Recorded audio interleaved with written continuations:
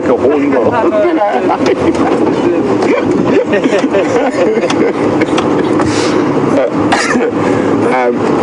there you go, Carl. I hope that helps. So what I'm going to do, guys, I'm going to head back to the last tracks. There's no line tracks crossing the roads to the north, so they're probably still in this block just to the east of me here.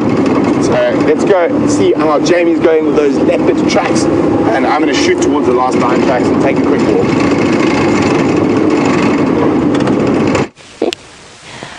Guys, just come and have a look at this. We've been following up on the leopard tracks, but I got completely distracted.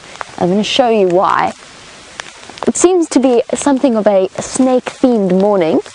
Just have a look at what is hiding in this termite burrow. Now, this snake skin of a very large snake, judging by the condition that it's in, I would say that it's been shed quite a while back. But I wanted to show you, before I pulled it out, I wanted to show you what the position we found it in. And there's a reason behind that. So when snakes lose their skin, let's try and duck under here. When snakes lose their skin, it starts at around their face. And what essentially happens is they become almost completely blind. And they feel particularly vulnerable during that time. And essentially it's because all of their body resources have been thrown into growing, because that's why the shedding happens. It's to allow for them to grow, because their skins and their scales can't. So they have to produce new ones underneath that old layer and then slowly expand and push the snake skin off. As you can imagine, that takes a lot of energy. If you combine the fact that they go essentially blind in the beginning, it starts around the face and the nose, and they usually rub their nose up against something to help get that process started. You can see why hiding in a termite burrow like this one would provide the perfect refuge for them. And since we've had a look now, I'm actually going to pull it out and have a look at what I think it might be. I'm going to do so carefully. I don't think the snake is still in here, but you just never know. Oh, it's very much still attached.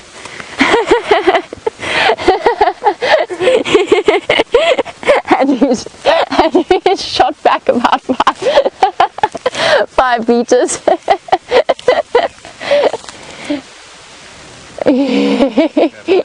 It's attached. It's not. Andrew's made me laugh so much. It's not actually attached to a snake, I don't think. I'm not going to test that theory. Oops, there's a branch there, Andrew. Watch out. But it is fascinating. No sign of the actual snake. But it's very stuck, and I don't really want to break it off, but I have broken off a little bit of it. Now, a snake like this, with scales like we have here, my guess would be somewhere in the region. It's one of the smooth scaled, not a rough scaled snake. And if we have a look at the skin that we've got in this beautiful light, you can really get a close-up view of the way that the scales overlap. Now, with smooth scales like this, my guess would be something along the line of mamba or cobra. But isn't it beautiful in its own way? I know a lot of people have that very natural atavistic instinct about snakes, but you have to marvel at their design. The smooth scales of the underbelly. It's all such a fascinating process. And just think, somewhere in the last few, I'm not sure, last few weeks, last few days, a snake shed its skin in there, took refuge in this termite mound, and that's where it wanted to hide. And it's found a very good spot. And this is actually, gives you a nice perspective of what it's like to be at this level, what it's like to be a leopard. They love to hide under these magic guari bushes. This is where the sort of area that we see leopards in all the time. It gives you an interesting perspective of what it must be like from their point of view, looking out at the world through that.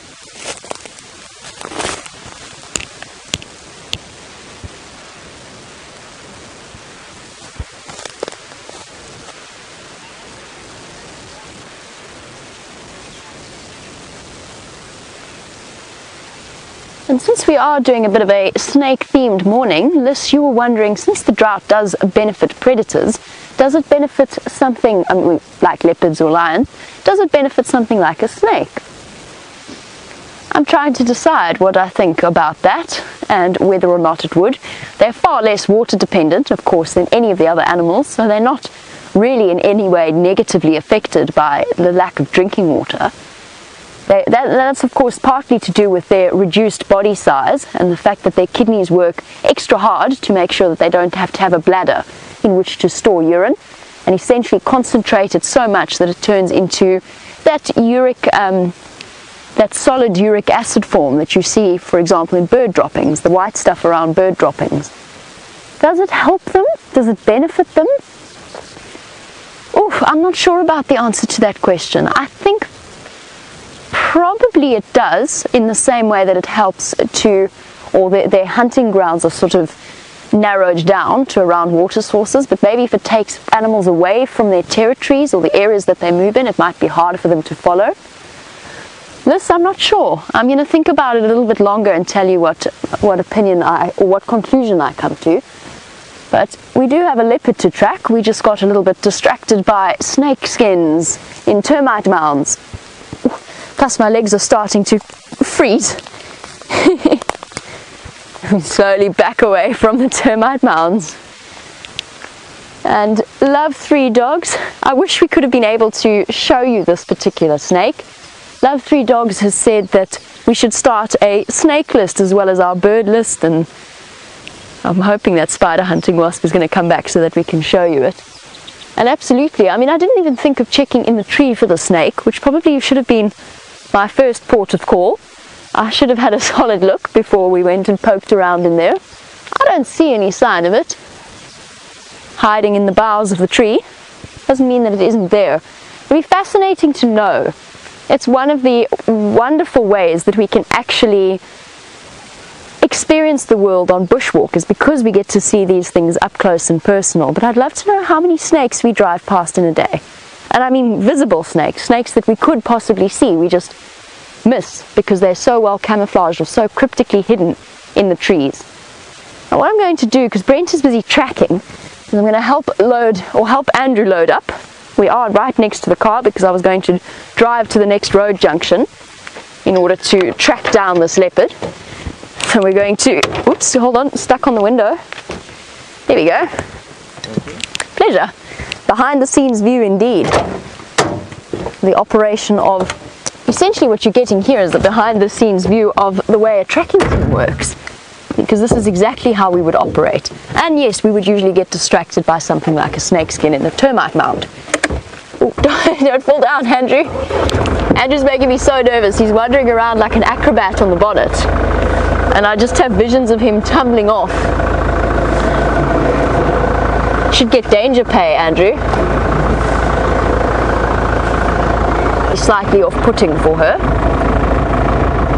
I would have loved to have seen that interaction. It's the most fascinating thing I've heard of. Days of Our Lives drama. And Shadow loves these thick spots around here in the, just like the tree that I showed you. Those guarri bushes.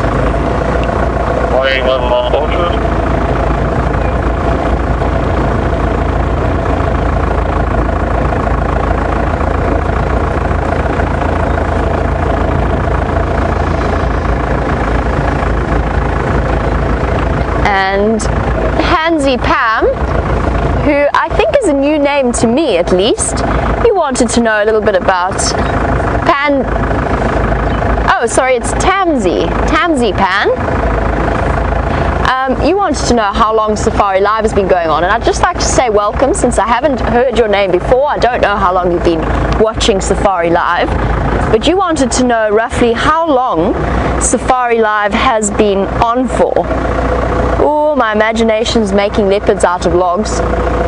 And Tamsie, it's been an on and an off thing since about 2007, and it has operated in different areas and in different ways. It started out, the Wild Earth project started out as cameras set up on the dam, sending pictures, updating pictures, many years ago.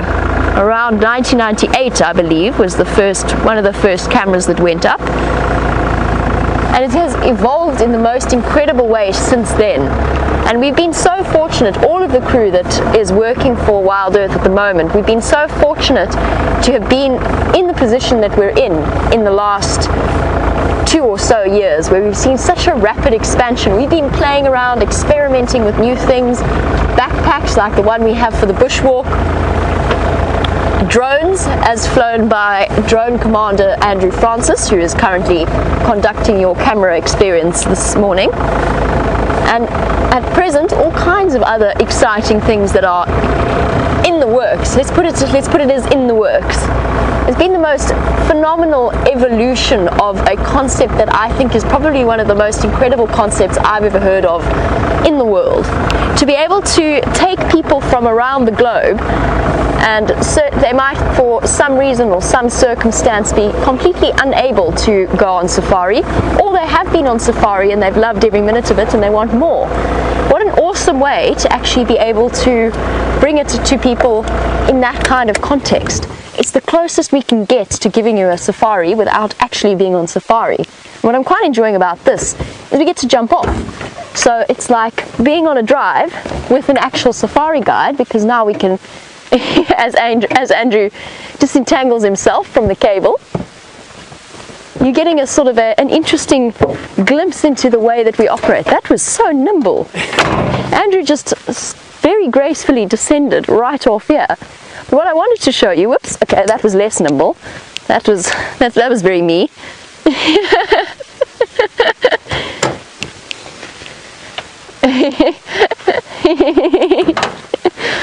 Nothing like tripping over a cable. You all know by now I fall over. I'm done being embarrassed about it. Andrew's trying to get the cable.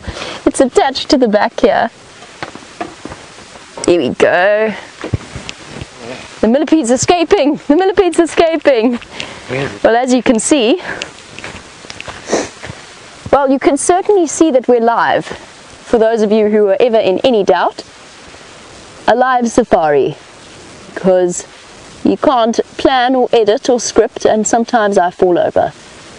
Much to the enjoyment of everyone watching.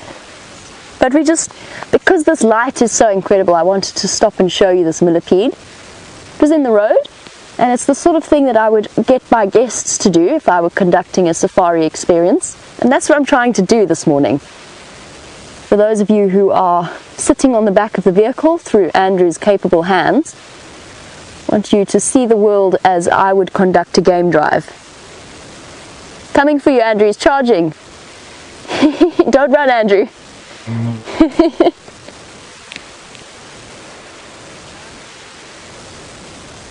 Something that's drummed into you as a trainee safari guide, and that you then drum into your guests, that no matter what happens out in the bush, you never want to go running away, even if it's a charging millipede.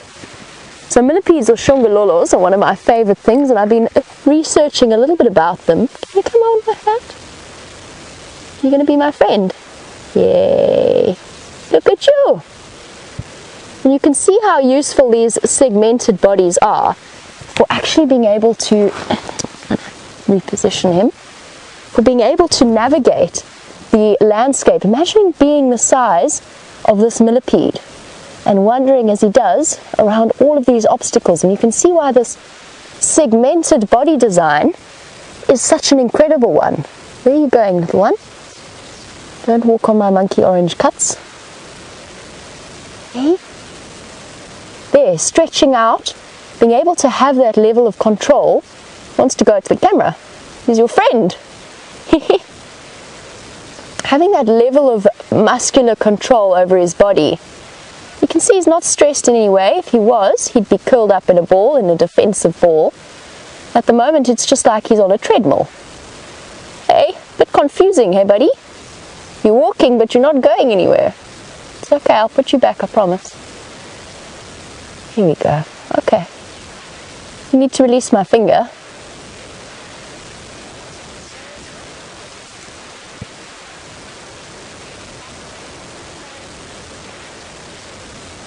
Perfect example.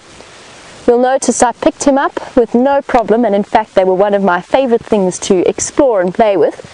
as a child. And Meredith, you were saying that you believe that there's differences between toxic, venomous, and poisonous. Look at him go for Andrew. He wants to be your friend, Andrew, even with the camera. You're not a shy millipede. But yes, Meredith, you are absolutely right. Toxic, poisonous, and venomous, and our millipede is the perfect example. You saw how I let him crawl all over my hands.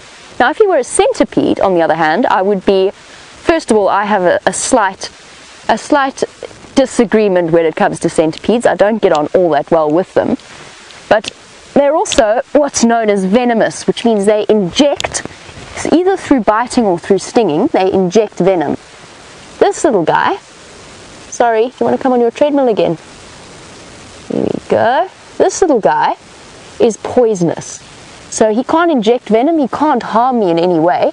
But if I were to eat him, I would become very, very ill. And it's actually a cyanide derivative that millipedes carry. There are only a few creatures that are capable of eating them. And I'm sure when you see them wandering about, you must think how terribly vulnerable they look to birds. And yet we hardly ever see a bird eating them, and that is because they are poisonous or toxic. So poisonous means if you eat it, you will get sick or die. Venomous means it has venom that it injects, either through biting or stinging. This little guy is, believe it or not, poisonous. And how fascinating that he doesn't carry that coloration that we usually associate with poisonous things. Usually something that's toxic to eat carries what's known as aposematic coloring. So black, white, red, orange, something like that, like a monarch butterfly or a... Oh, I can't believe I can't think of another example. Coral snakes, something like that. Usually carry warnings to say, hey, I'm dangerous. And then, of course, you get the really cunning species that have evolved to mimic that kind of thing. So they mimic the coloration and pretend to be poisonous. Such a funny feeling. I wish you were here so that you could experience what it feels like to have a millipede wandering along your body. It's got this gentle, their feet are so incredibly light and gentle. It's hard to describe. Just a gentle tickling. They're almost weightless. It's so fascinating to see the way that they move in waves. So something that I learned that I'd like to share with you, their legs are paired for the most part of their body. The only exception is the first 4 segments. So when I talk about a segment, of course I talk about each little bit. Hey, thank you. Yes, show them your legs. Good boy or girl or whatever you are. But at the 4th segment, so difficult to show you because he doesn't really keep still. That's because he's very confused as to why he's walking and getting, oh look, there's a mite on him, a tick thing. Here. Can you see it? I can't see. Where'd it go? Come back. Shame. Alright, buddy. It's okay. It's on the tick's on the other side, but he's not, I'm not going to manhandle him to get it into view. But yes, at the end of the 4th segment is where their reproductive organs are. How fascinating is that? And Susan, since we're sitting watching and just investigating this little guy, Susan was wondering how many legs he has. And the answer is, it differs from, it's not necessarily the same for every millipede, so it differs. They don't always have the same number of legs, whether or not they're from the same species. But you're looking at about, with this guy, I would guess at probably somewhere in the region of about 120. Rough. Not a million. Not a million. Not a million millipede legs. Hey, millipede. Somebody's going to come around the corner and think I'm completely nuts.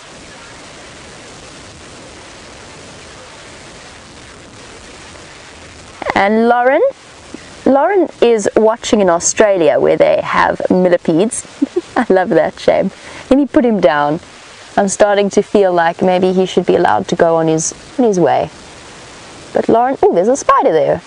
There's a tiny, tiny little spider. Where did it go?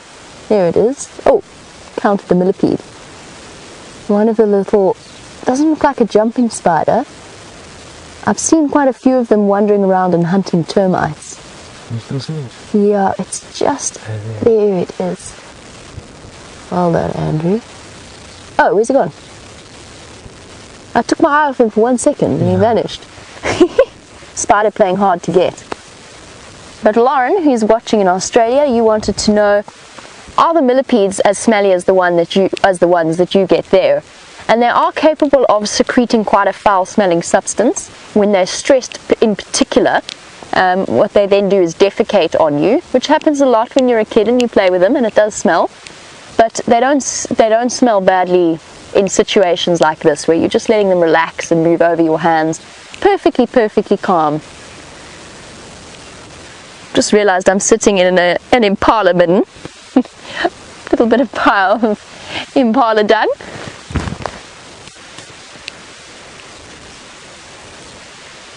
And yes, as I says, they are poisonous and for none of your business. Hey look, there's going to be a collision between two millipedes. They generally tend to ignore each other unless they decide to mate. Now watching them, we've said they're poisonous, but both none of your business and Wayne have said but what actually would eat them. And the biggest predator of millipedes out here is a little nocturnal creature that we don't always get to see, and I would be very excited. They've just missed each other. Like ships passing in the night, except they're millipedes blindly passing in the day. It's gonna catch up. Is he gonna catch up? It's a race. Come on, buddy, you can do it. Oh, got distracted by a roadblock. Turned away from its mission. We'll not get to see how these millipedes would have interacted today. So what eats them? The answer to that is civets. Civets are the main predators of millipedes in this way. And you'll actually find, I'm trying to think where the closest civetry is. So civets deposit their dung, or their feces actually is what it's known as, because it's a combination of plant matter and animal matter. So it's feces, it's a combination for an omnivore.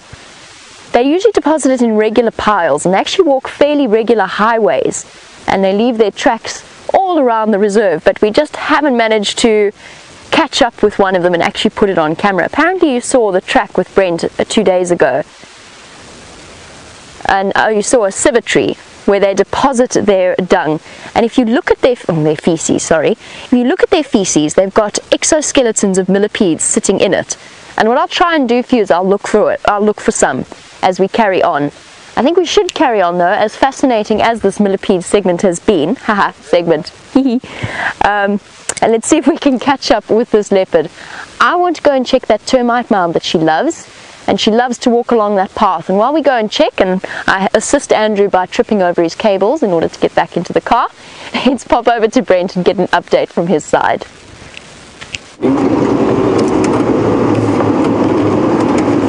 So we're still on those lion tracks. They crossed into Arathusa. So we're on Arathusa at the moment. We've just done a wide circle, checking that they haven't come out of this next block, and they haven't.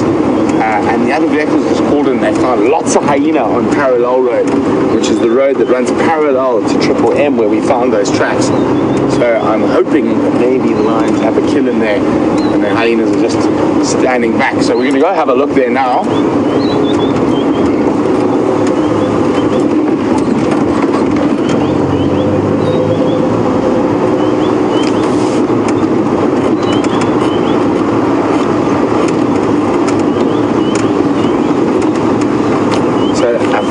Safari Live, welcome to Anna MacDougall. Anna MacDougall is wondering, do lionesses ever leave their natal pride and form female coalitions? Not really. They don't form female coalitions. What happens when prides get very big, sort of 15 adults and above, even 10 adults and above, sometimes 2 or 3 of the lionesses will splinter off and form a new pride. They are still obviously related to their natal pride, so they often share similar home range or territory, but it's not a coalition. They go form a new pride. Can be 2, can be 3, can be 5. It just depends on how big the original natal pride is. Come on, Brian, spot us a lion.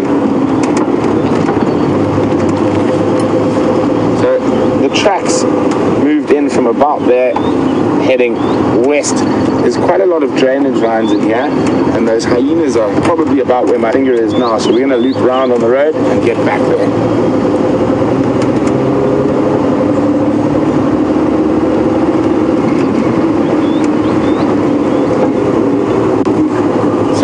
Big thank you to Kyle, and well done, Kyle. I can't wait for the end of drive to see your hyena impression.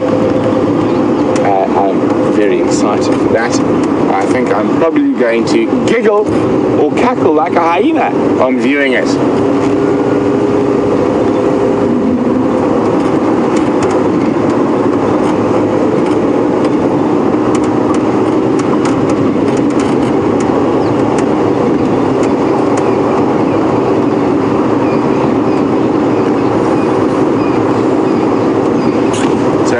In Iowa, morning, Dylan would like to know, is it true that the best seat on a safari vehicle is the middle?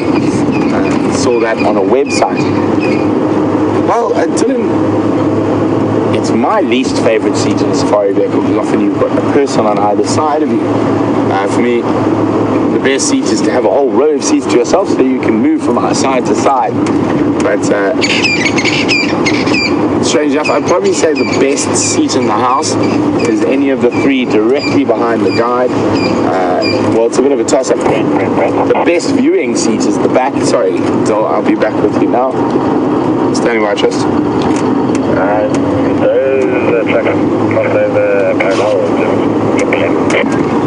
Just Triple M so far, and I've gone to Red Dam past the pump house now, heading back towards Sibambili. There's a cut line, still no tracks. I'm going to go check parallel again now. Sorry about that.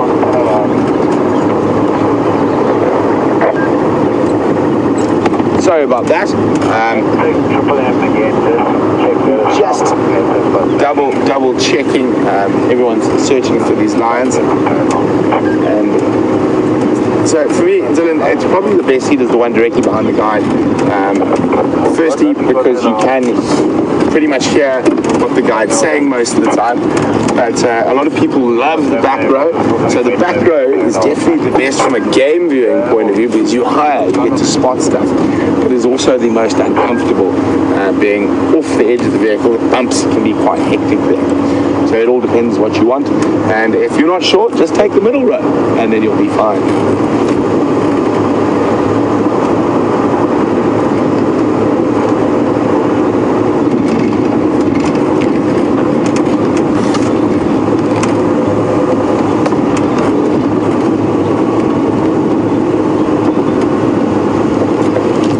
Kristen Elizabeth is wondering what is the coldest it ever gets in South Africa. Well, Kristen, it depends where you are. Probably the coldest we will ever get in the Sabi Sands is 0 degrees Celsius, which is I think around 30 Fahrenheit, 32, somewhere around there. But in other parts of South Africa, up in the mountains, it can get to -5, -10 even, up in the high mountains, and it does snow occasionally in the high sections of the Drakensberg. So I'm not sure what -5 or -10 is in Fahrenheit, but that's degrees C. Lots of spider webs out this morning.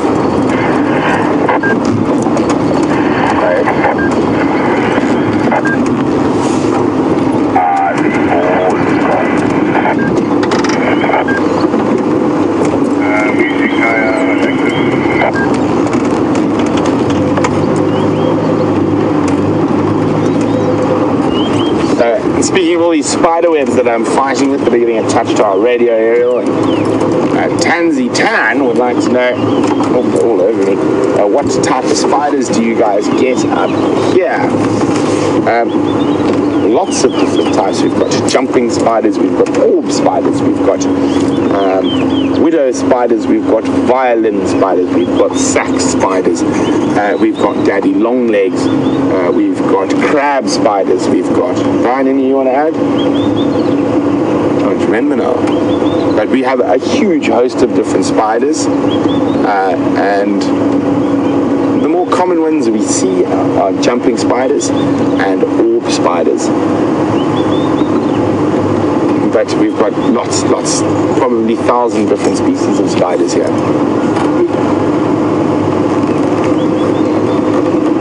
Okay, so the last tracks, those lions were just over here.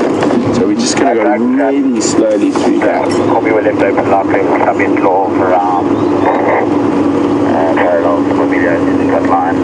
Quarter for Nkuhuma is coming back, west open parallel now. Michael Fleetwood's wondering how long do the Nkuhumas normally stay on the property? And sorry guys, it's going to be on the radio again. Standing by.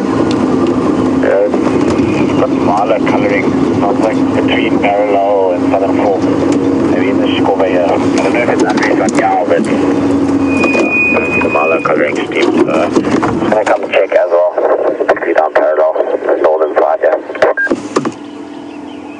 Go, thanks. I've just switched off now. I'm on parallel.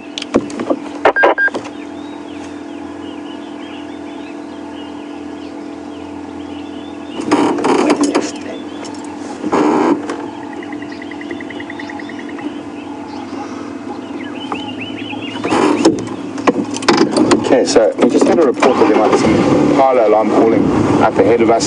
They might have stopped. So we're just going to keep going slowly down the road. I see. We have Tristan behind us. So we're all searching in the same area.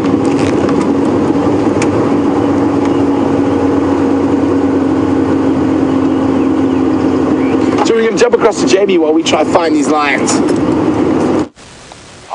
And hiding behind that silver cluster leaf tree, raiding nests, is an African harrier hawk. Now the drongos have just shot forward to go and chase it away. It's definitely on the hunt. There it's going to come out. Being mobbed by the fork-tailed drongos. A battle of boldness here between the bird species, and drongos are particularly good at it. Here he goes. And the drongos have emerged victorious. Let's go see if we can catch up with them. If maybe they will give us another view of that harrier hawk. One of the ones that we very seldom get to see behaving naturally. For some reason they're particularly skittish. Of all the raptors, they're one of the hardest. They don't really sit still, maybe because they're mobbed all the time by the birds. But they are mobbed for good reason, because they go and they raid the nests and they kill the chicks and the eggs of other bird species. And that's what this one's currently doing. It's trying to get at the eggs or the eggs of the chicks. I see you, I see you. I'm going to give it plenty of space. We think we're able to get it there, Andrew, from where I parked. It's a whole different experience on the Mahindra.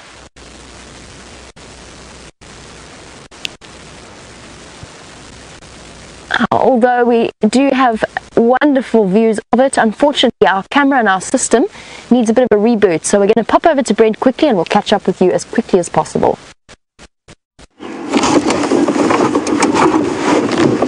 So we're just sitting and listening carefully, see if we can hear those impala alarm calling again.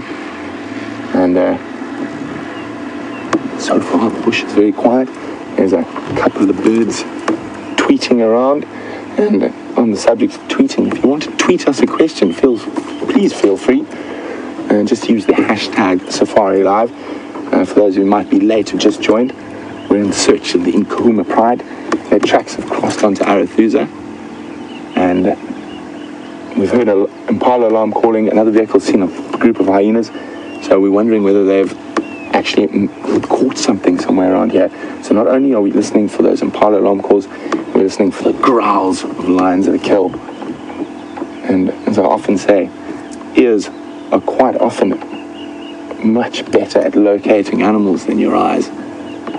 The sounds give you a place to start looking.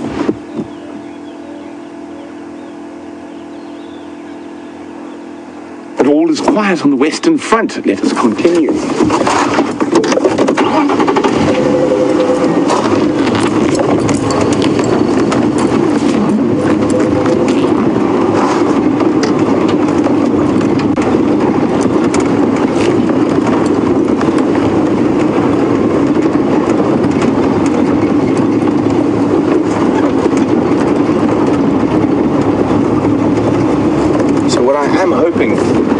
possibly that they're moving towards Red Dam. We checked there earlier, but there was nothing. But they could maybe have been in between. So we're going to have a look again now. And one of the problems with a bit of rain is every little pan like this gives the lions a spot to drink. So just checking carefully around there. I don't see any lion tracks. So onward.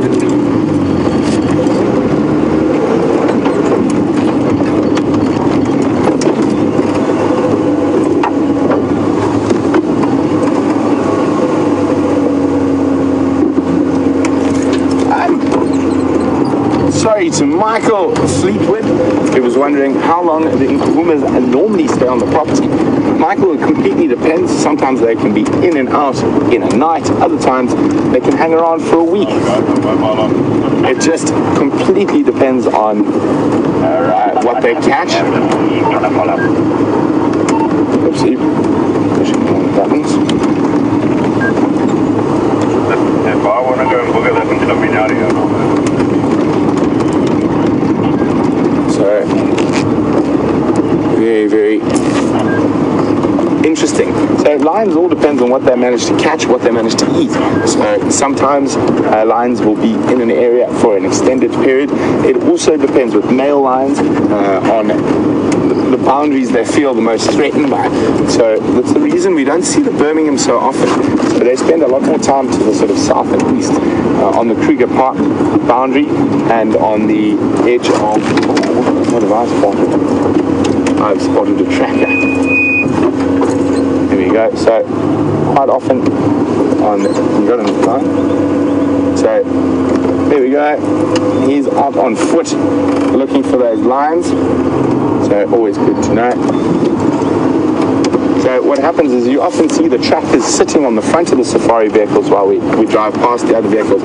So what they do is often in a situation like this, where there's a good set of fresh tracks to follow, the guide will drop off his tracker and off he'll go into the bush, and the guide will drive around to make sure that tracks haven't gone even further.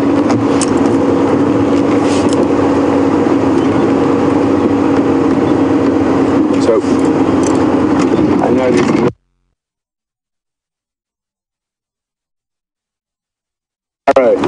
band.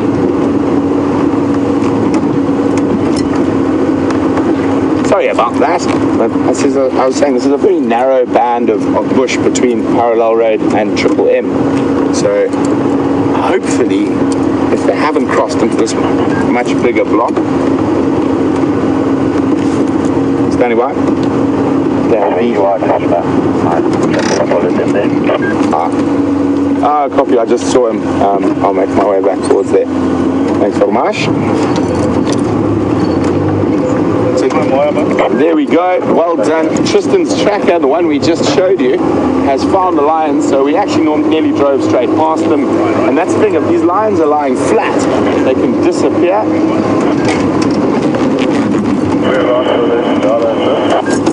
Off parallel. So, yay!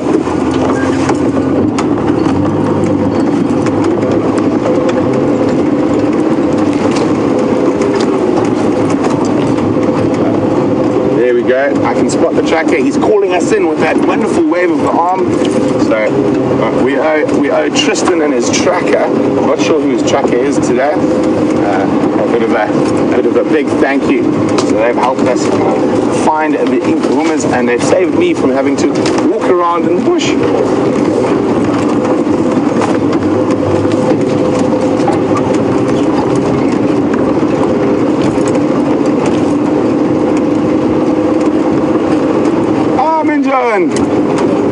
And you can see he's got a catapult for lion protection. In case they get a bit cheeky, he's going to shoot them with his catapult. How you mums? Nice to see you, bro. Were they just lala there? Yeah, just lala there. That's where the mala were colouring. Okay. Tristan should do it, yeah. Bichama foot. Yeah, maybe. Okay, so look here. There's Mumps. You can see what a brave man he is. Everyone. And if we have a look straight through here, there's the Nkuhuma Pride. You see them run. There they are. watching us. So let's go have a look. We're going to let Mumps jump on with Tristan, and let's go have a look. Shops, Nkuhuma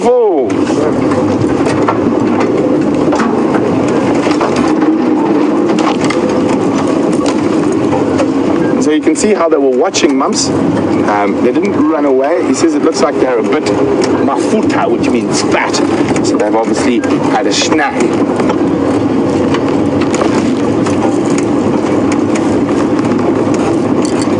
Hello, lions. Oh, they've got a buffalo kill here.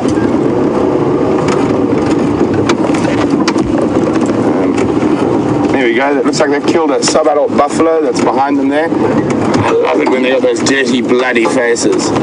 So, still only 4 of them.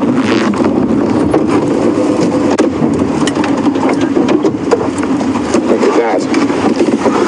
I'm still missing 1 lioness at the moment, and it looks to be Amber Eyes. I wonder if she's off mating with one of the Birmingham boys. So you can see just behind them, as Brian zooms out, you see that dark carcass there. They've got a buffalo. Hello, kitty cats. So, as I was saying, in these drought conditions, we've noticed the lions taking down a lot more buffalo. And these will be either young, that looks like it could be an old cow. I'm just going to check in my binoculars quickly. What do you think, Brian? And they're very full already, so they have been hunting very successfully for the last little while.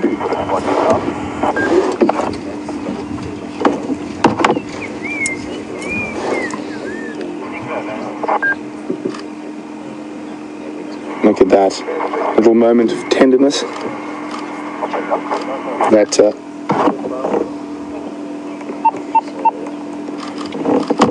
in earnest, they can become very aggressive with each other.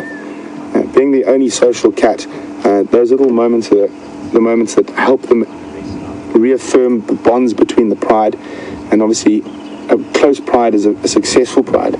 Now look at this lady cleaning herself here, and she's been right into the stomach contents, and that's what's all over her face and her paws.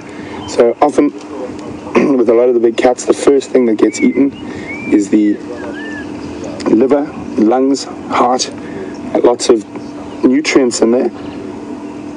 And you can see they've now resting up. Still a lot of meat here, so that's good news for us. We can definitely have these lions for a day or two.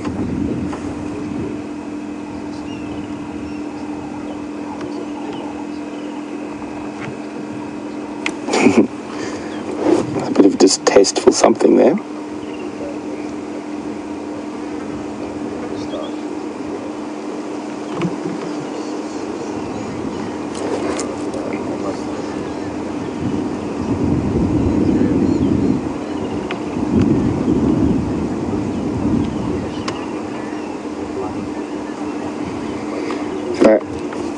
Dylan in Iowa is, thanks for another question, Dylan. Dylan saw Mumps, Tristan's tracker, carrying a red thing, and I briefly mentioned it was a catapult. Dylan would like to know whether it's similar to an ash bag. Quite the opposite, Dylan. It is a catapult. So if the lions get cheeky, Mumps will fire marula berries at rapid rate towards the lions to keep them at bay. So no, not an ash bag.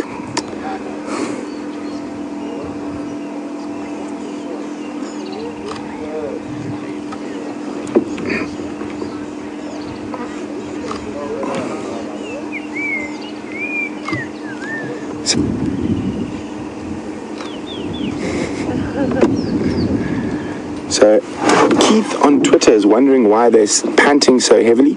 Keith, it's because they've got full bellies. So they're in the digestive process, it produces heat, and there we go. You can see she's not that full, but the others have a sort of extended bellies already. Looks like she might go have a feed.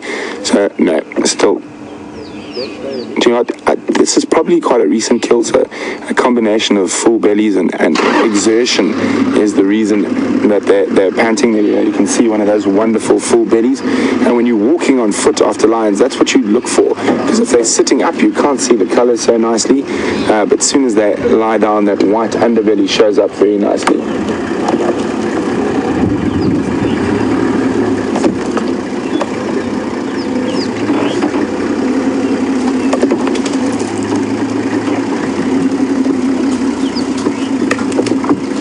You notice how that lioness is occasionally looking up to the sky. She's checking for vultures. Lions do watch vultures quite closely as they drop. And I think we might get a few vultures around this carcass. It's not in the thickest area, but it's still a bit early for the vultures to have got moving.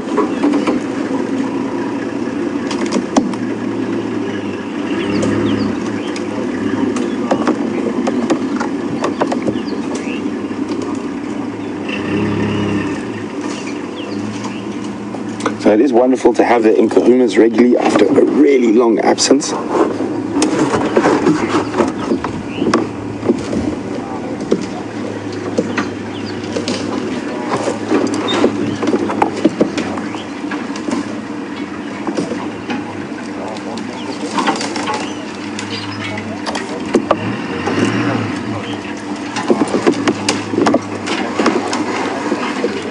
So, oh, look at her. I think there could be, just by the way she's looking, there might be a hyena behind us. Jump up and have a look. So I know there were some hyenas on this road. Just the way she's looking through the bush there could be a hyena.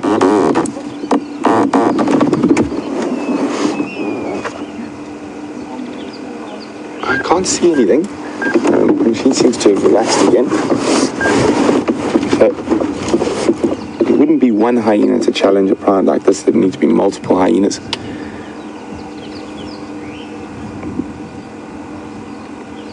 There we go. Look at that.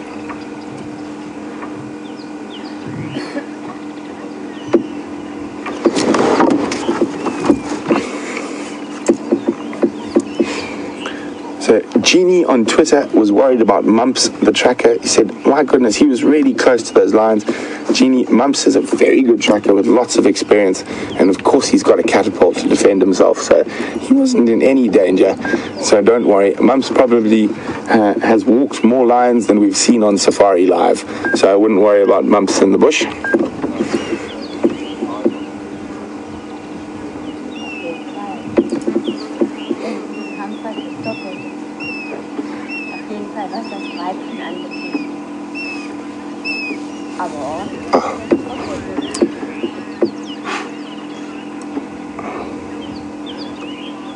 So Barbara was wondering whether the dirty lioness would be the one who did the actual throat hold and kill. Barbara, it's near impossible to say, and normally not. That seems to be the one who got stuck into the belly first, and normally the one who's done the actual throat hold is quite tired, so she isn't the first to eat. She's quite often the last to eat, but from arriving at this sort of stage of a kill, it's near impossible for us to say.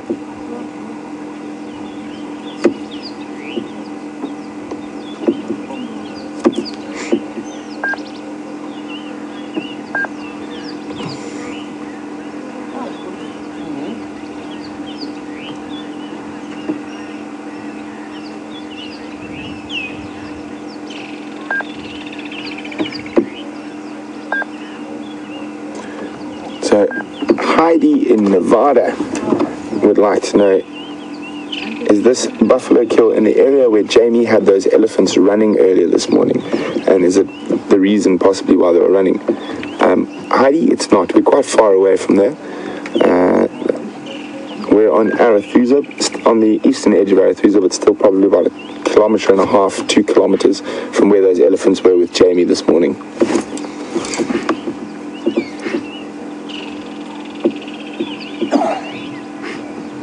And it's going to start heating up quite quickly, and lions are going to sleep very close to this carcass. They might drag that buffalo a little bit more into the shade, but I think it's going to be a very interesting sunset safari. I think where these lines are now on a different clan of hyenas home range compared to the normal Djuma clan, and these hyenas are far more aggressive than our Djuma clan when it comes to lions, so it could be a very interesting sunset safari.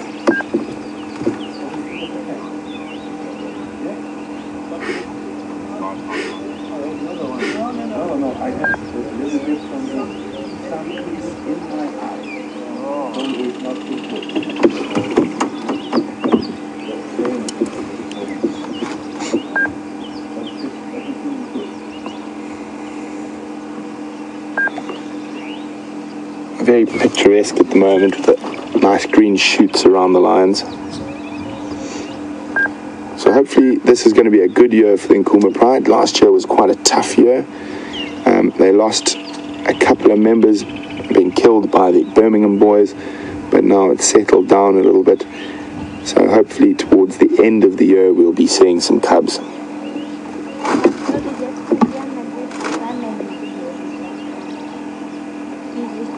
Okay, can live. What will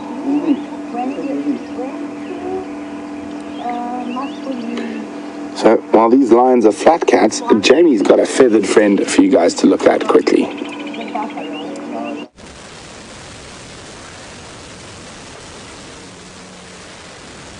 And we're sorry to interrupt you, although thrilled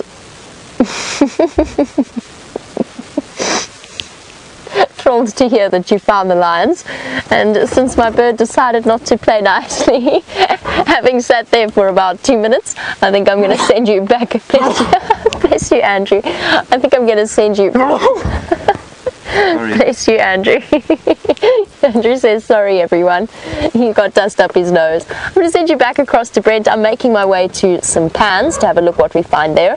So we'll catch up with you shortly when we actually have something that hasn't flown away. So we're just popping around the back of the lions. Let's go have a look at this buffalo. It's actually a bit younger than I initially thought. I could just see it through there. So it is a female. It's a young female. And you can see there that there's still a lot of hair on the horns, which denotes the age. And look at those flies. Is that incredible? Oh. And they've fed off the rump a little bit. So Margaret was wondering whether it was a large or small buffalo. Well, Margaret, there we go. It's a sub-adult. So an in-betweener, if you like. And it's very, very large. They're not blowflies. I've forgotten the name of that fly species now. Sure. Let's have a quick look. But you can see, look at that. So if you look at the nose carefully there, it looks like they also the lions used that sort of nose hold that we saw when this pride took down that buffalo bull a couple of months ago. And get onto the nose, basically they sink their canine through the nose, and as well as using the throat hold, the lions will speed up the killing process by the buffalo drowning on its own blood. It's basically bleeding out of its nose, and as it tries to breathe, it just takes blood down into its lungs. There we go. I found the fly. It is a regal blowfly that is on the nose. That's the name I couldn't remember. And there's a bit of aloe grooming happening, Brian, if we pop up to the lions. Oh, sorry, I was looking in my book. Sorry, Brian. And there we go.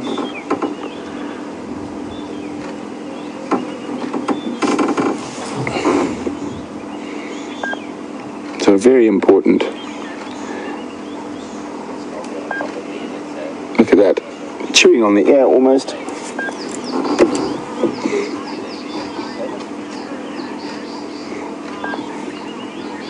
So Mark Kilbury is wondering whether these lions are elephant hunters. Well, not today, Mark. Today they're buffalo hunters. But one must remember that animal behavior is far more area specific than species specific. Lions in the Sabi Sands don't really hunt elephants at all. Chobe, Savuti, Linyanti, Kondo areas in Botswana, they hunt elephants there regularly, and also depends on the climate situation, and with the Savuti marsh drying up and those areas becoming very dry during certain times of the year, elephants are the only prey species available to those lions, so they've learned it's not normal behavior. Generally, lions are huge fans of buffalo, giraffe, zebra, wildebeest, so that hunting elephants is out of the ordinary. But as I said, we must remember that animal behavior is rather area specific than species specific. Did you hear that? So even though the buffalo is expired, it's still got dung, and the dung beetles are landing to come get some of that stomach content that's been pulled out by the lions. Oh, look at that. You can see all the green on her stomach there. And she's been literally lying in the stomach content, and that's...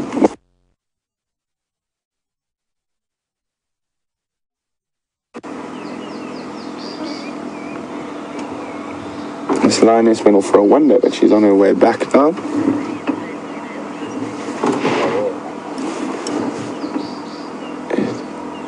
Oh, she's going to flop down with that big belly. Off.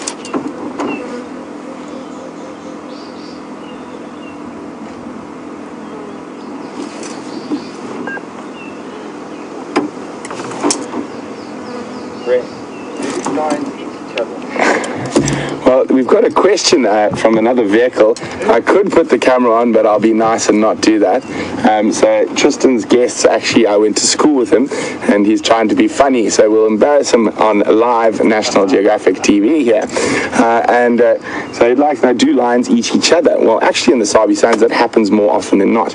And 2 lionesses from this pride were killed by a coalition of 5 male lions and eaten by them last year. So it does happen. It is unusual, but it does happen. Thank you very much.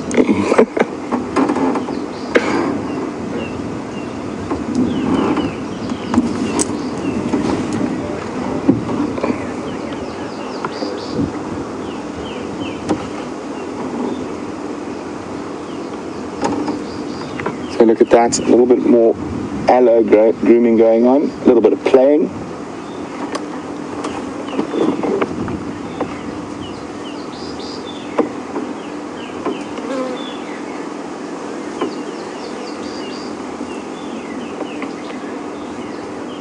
So Brenda from Virginia is wondering, does it look like the kill was made somewhere else and the lions have dragged under the bush? If I get Brian to come out wide here, and you can see there's quite a lot of disturbed soil up ahead of us, around there. So probably, but I think the actual kill actually took place right underneath Tristan. If we look under Mumps and Tristan, under their vehicle is where the actual kill took place, and then I do think they have dragged it into the shade.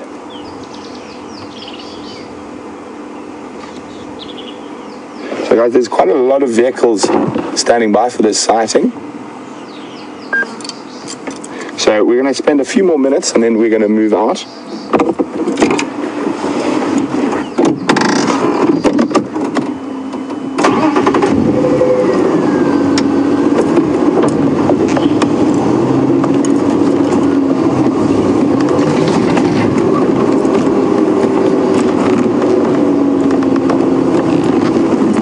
Carl and Kathy in Memphis, Tennessee, both thinking along the same lines. Is it how long before a hyena is likely to arrive at a kill like this? And also, are there any hyena in the area? There are hyena in the area. The other vehicle saw 5, and I'm quite sure they were attracted by the sound of this buffalo kill. They do make quite a noise while they are expiring, but that sort of noise will attract the hyenas. But they probably want to gather a few more numbers before challenging the lions. There we go. Doesn't she look comfy? Or actually the opposite of comfy with that fat belly. So lions have a very fast digestive system compared to other animals, and they are able to consume large amounts of meat and sleep for a while, and then start feeding again shortly. So I probably find the first hyena would have heard the lions take down the buffalo. I think this probably happened in the early hours of this morning and would have come to investigate. And that's why I said I think this evening is going to be incredibly interesting and to see how many hyenas are attracted to this carcass. And there's only 4 lionesses here to defend it. So we're going to have a last quick look before we give... Oh, wait, let's see if we see something. No. Before we give the other vehicles a chance to come in here. This is the only lions being farmed this morning, so there's a bit of a queue, and we are nice people and we like to share with everyone else, and they would do the same for us. And there we go, she's eating a little bit of grass to aid digestion, so we'll wait for it to finish snacking.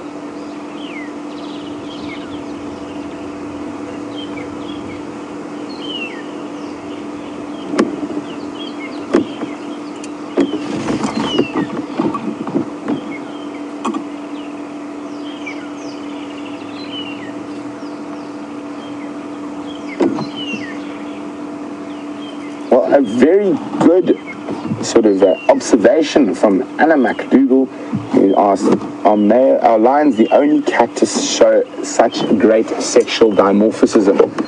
That is very, very well noted. They are.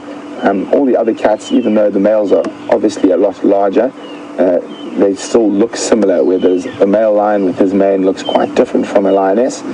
And it is incredible sexual dimorphism. It's probably got something to do with them being the only social cat as well. So the competing for females and for mating has caused those males to produce that large mane that protects them while they're fighting. Okay, guys, so we're going to have to skedaddle. And I know we'll definitely be back here on the sunset safari, but I don't think too much action's going to happen. I think they're going to sleep. So hopefully when we get back here on the sunset safari, they'll be a little bit more active. I'm just going to wait for, here's that Roy to come in, and then we'll move out.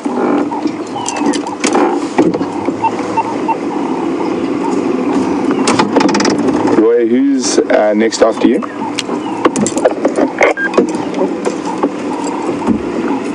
So, I didn't copy you. You can hear my channel next question. You can, the next time I can come in from you. Copy, thanks.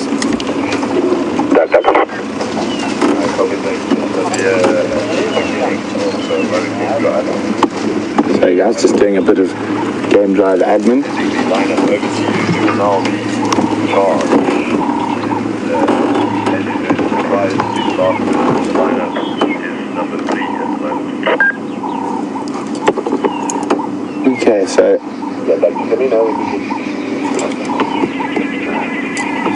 so as I said, they're not going to... Tristan's kindly given us a spot to stay a bit longer, so we're going to. And we'll just wait for the next vehicle to come a bit closer before we move out. And it is great to spend some time with these lovely ladies.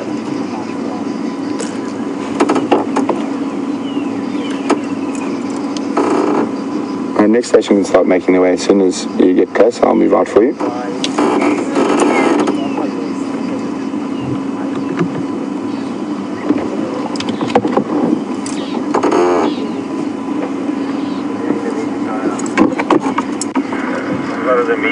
Way north National Team Division is not too great. Is the one of them van alle van die in the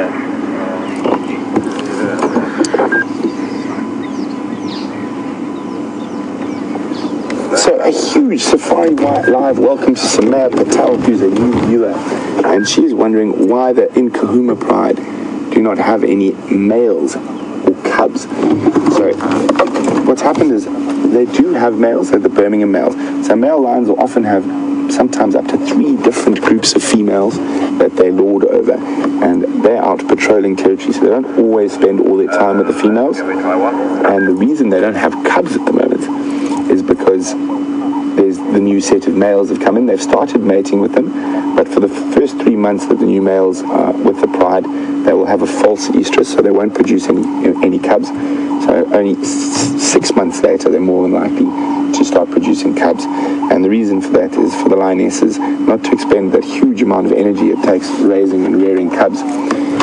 They have a false estrus, so just to make sure that the new males will stay around. So that's why there are no cubs, but hopefully towards the end of the year we'll start seeing some cubs.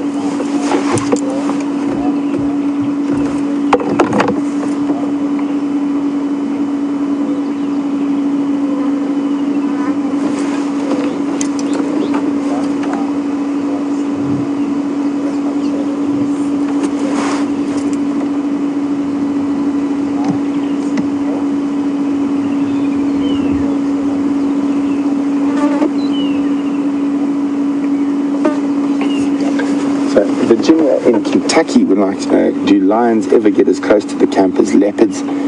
Yes, Virginia, they often, not that often in the last while, but early on, they will quite often get very close to the camp. I've actually watched the Nkuhuma Pride walk about 5 meters from final control. They've even walked past, or they've walked past our house quite a few times, and the DRC.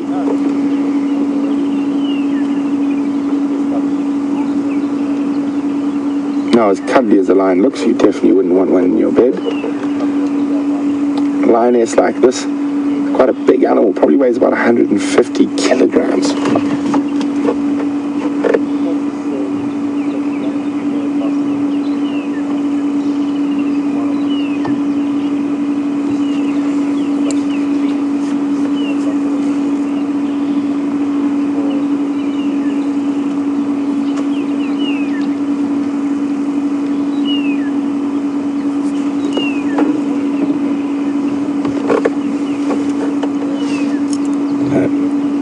Very happy cats, nice fat and flat.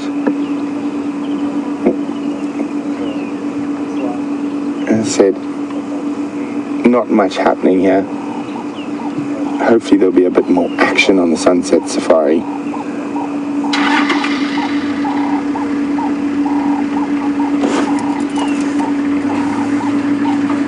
Oh, there we go, there was some action. So we can see those nice black marks behind the ears. A following mechanism that's used for cubs to follow the females through the bush, as well as for visual indications during the hunting.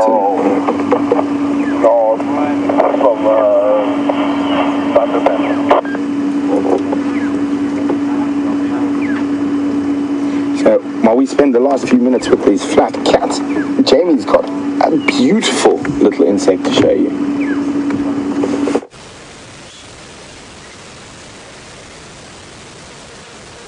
And they don't really come much more beautiful than this fire grid burnet moth that's currently sucking up a drop of water that I spread across my hand. I wanted to see if that's what he was after. It's exactly what he was after. Sucking it up with that long proboscis, desperately looking for moisture. There he goes. It was quite a difficult process to get him to actually find the water and get onto it. So unfortunately, I don't think it's something that we can repeat, but look how incredible this moth looks in the sun. The colors are absolutely extraordinary, and apropos what we were saying, apropos what we were saying about the aposematic coloring, here he goes, past my monkey, my enormous monkey orange injury. I'm quite devastated, is not more it's not more significant. And up my arm. But aposematic colouring, that bright colouring that insects take on, is something that is so clever as a way of warning animals that this is toxic. As to whether or not it actually is, I'm not entirely sure. It could be an example of perfect aposematic colouring. So this could well be toxic. Or it could just be clever mimicry, pretending to be something that's toxic or poisonous, as we discussed earlier. Isn't he cool? Such a beautiful little bug. Daytime moth. It is a moth species, not a butterfly. One of the few ones that we see during the day, and still trying to lap up any moisture he can get by wandering around on my skin. That's what he's after. He's after my sweat. Here he goes. Awesome to see. So a fire grid burnet. I'm making, bye-bye. well timed, making sure that we know what it is, because Margaret, you didn't know what bird that was, and of course I was so busy laughing at the fact that it flew away. Yes, Margaret, you're absolutely right. It was a European roller that we were looking at that decided to play camera shy. And just quickly, while I've got you here so that I can move on, we were talking about civets and millipedes, and here we've got a perfect track of both. The train track is the millipede, the 2-track wandering along the sand. And although the light isn't the best for showing you civet tracks, these little round tracks are those of a civet walking down the road. They're like, I can almost describe them as a perfectly miniature little leopard tracks. And we're going to move on and look for more wonders of the bush to show you, but I'm going to send you back over to Brent so you can spend your last few moments with the lions.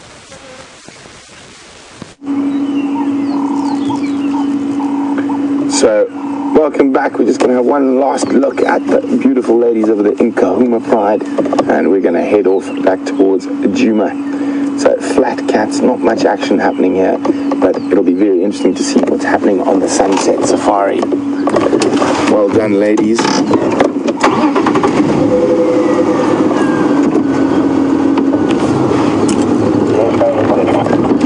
Good.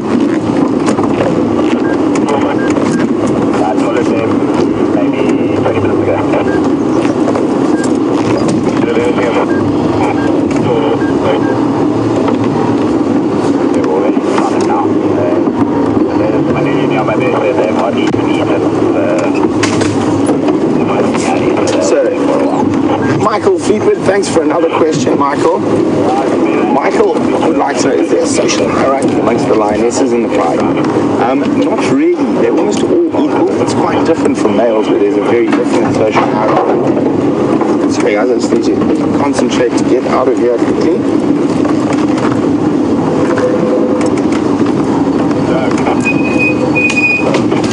There we go. Goodbye buffalo, goodbye lions, and goodbye Roy.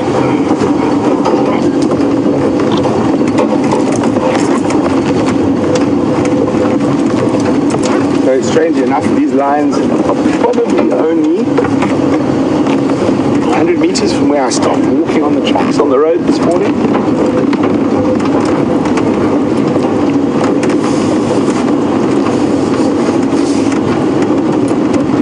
We're nearly out.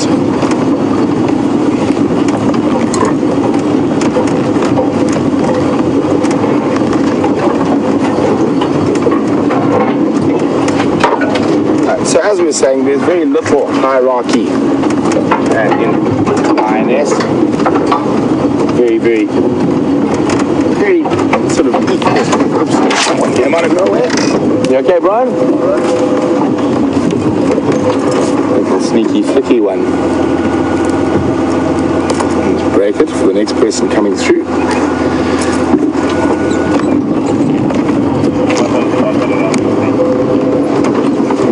Call in that we're leaving, so no, Michael, no real hierarchy amongst lionesses. Leaving Roy, Doug making his way, and I think Lazarus next in line.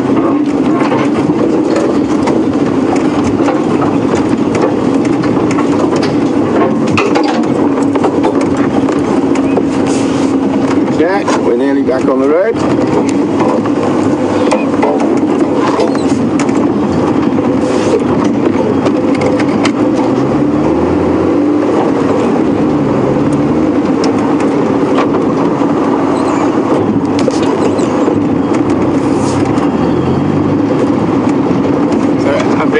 Big safari live and a shaky safari live. Welcome to Amber in Washington. Amber would like to know, why did those male lions kill and eat the other lions? Amber, it happens quite often during coalition takeovers. Not always, but sometimes. And, well, it's very difficult to say that they kill them because they won't sort of join the pride, so to speak. It's sort of a dominance thing, and to eat them, it could just be the available food there, so they eat. Sometimes they don't eat the whole carcass, sometimes they do. So literally you'll see my footprints about right here is where I was stopped walking when I was looking for the lions this morning, and then drove around in big circles. I should have just carried on walking. That's where the tracks went out into Arathusa.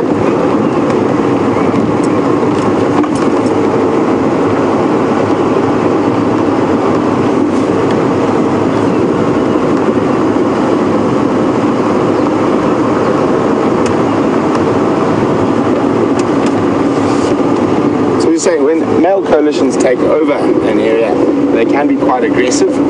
Quite often the females, if they've got youngsters, they won't immediately succumb to the new males, so they often quite fight.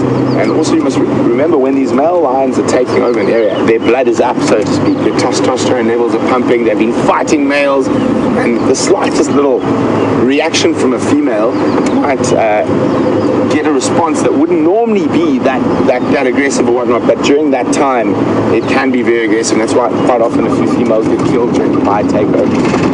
Oh, there's corrugations.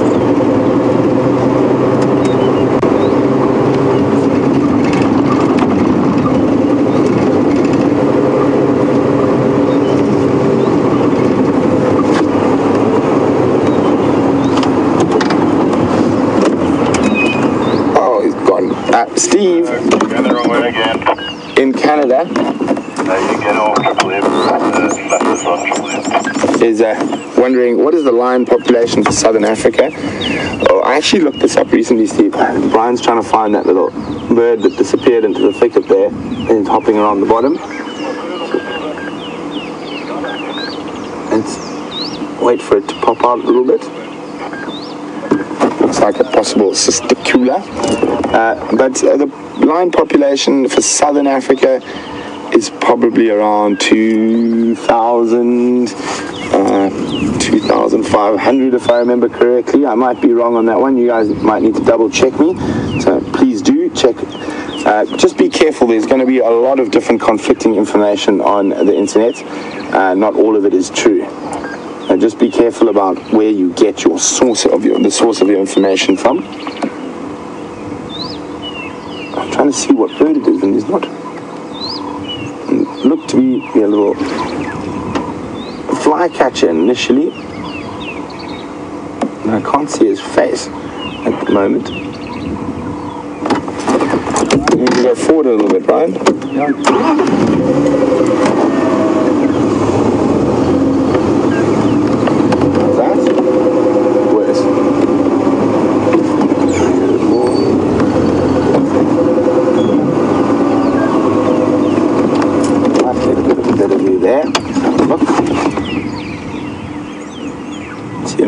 The center of screen.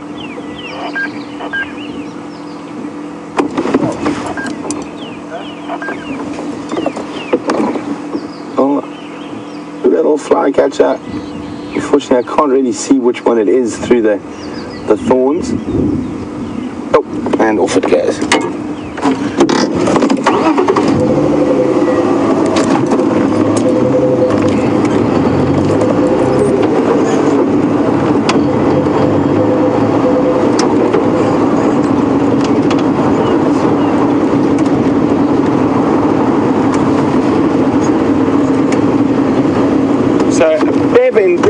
Is wondering if I managed to figure out which lark or pipit we saw the other day on safari. I did eventually.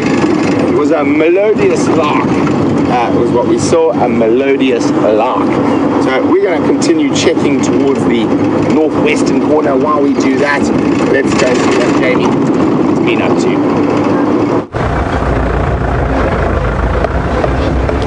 Well, it's been an incredible morning, and that search for the lions eventually paid off, and I'm so glad that it did. Unfortunately, our search for the leopard hasn't quite gone as according to plan, although I guess we've been a little bit spoiled. maybe I shouldn't jinx it, but I mean, we've had some amazing leopard sightings recently. So to have bumped into shadow again, two drives in a row would probably be asking a bit much, but we'll at least have somewhere to follow up on in the morning or in the afternoon, the sunset safari. So you'll have to stay tuned and see if she decides to pop out. The temperature has gone up astronomically. Andrew and myself are now surrounded by our what would we call it? Entourage. I'm going to call it an entourage of flies that is accompanying us, swarming all over Andrew, all over myself, looking in the same way that fire grid Bernard moth was, looking for water, but of course they're not as attractive and they're slightly more pesky than that particular moth species. A little bit less welcome, if I'm completely honest, particularly since they bite. Oopsie. Sorry Andrew, I can't see the road. It was my fault.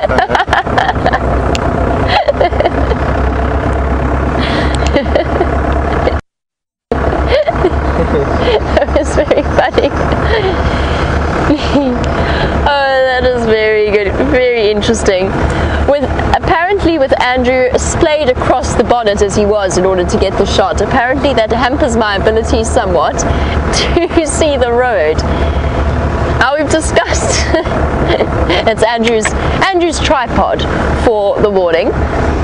But back to more serious and important matters. We've been discussing the drought a great deal over this drive and the last few drives and the last few weeks.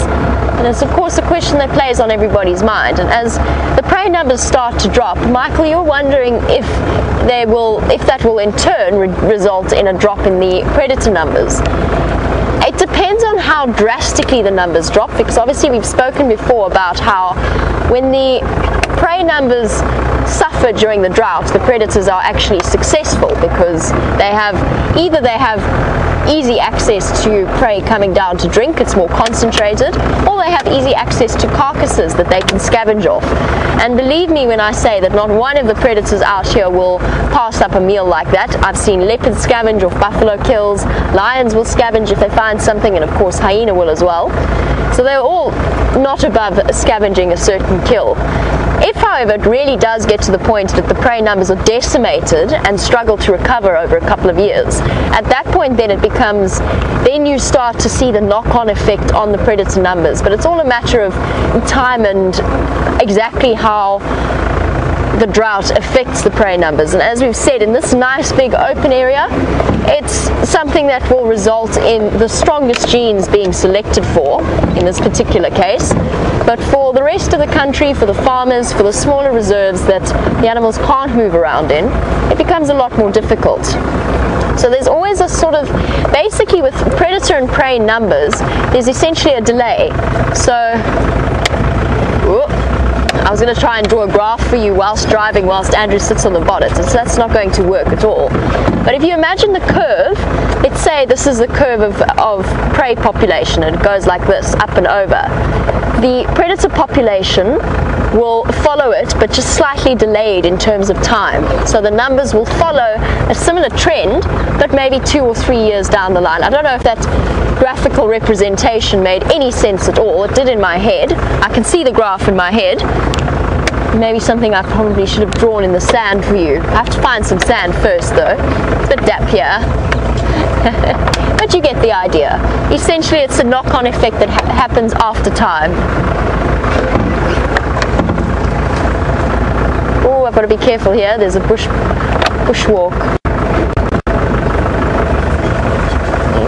Managed to avoid it.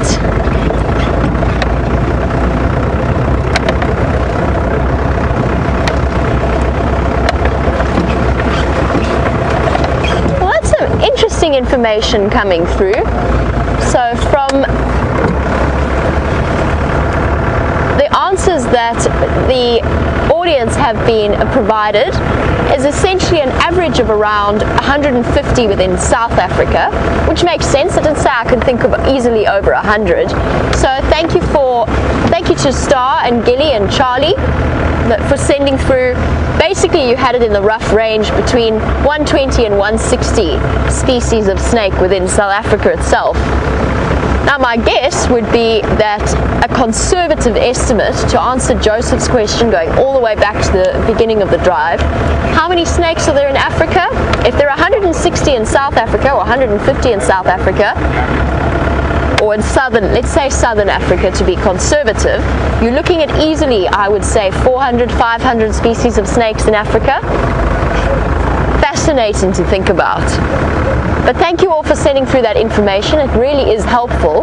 Whilst we're looking for wonderful things to show you out on drive, it's useful to have you all sending through the little niggly questions that we would love to know the answer to. Let me dodge.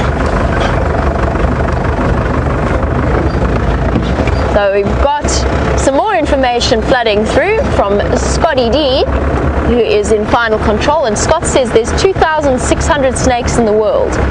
Okay, so we know that there's no snakes in... Hello piggies!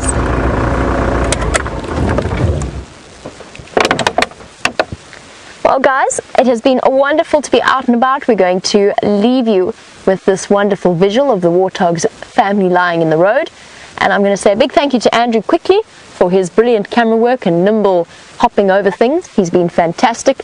Ladies and gentlemen, I will catch you later. For now, Brent has a ground hornbill. Brent, come back. So we've just bumped into a ground hornbill. Sorry guys, just someone's calling me on the radio. Go ahead, Craig. Brent, who was the last tricks for Skankania to Karamanzi yesterday? Ephraim called them in. Alright, thanks. There we go, he's caught something. It's a male ground hornbill. And we have been seeing a nice little flock, but this is just a single one. One of the more rare birds in southern Africa.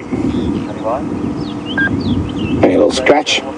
So what a wonderful way to end the sunrise safari with one of the rarest birds in southern Africa, and awesome to have been able to spot those Nkuhumas on a nice big buffalo kill. And definitely it's going to be very interesting to see what plays out there.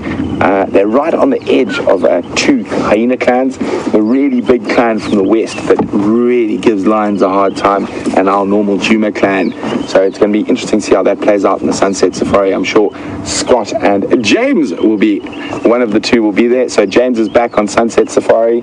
So I know a lot of you will be very happy to hear that. And our last little lesson from our sunrise safari is, when you're tracking lions, don't forget your catapult. So for the last few seconds, let's see if we can have a last. Oh no, he's disappeared. But don't forget your catapult.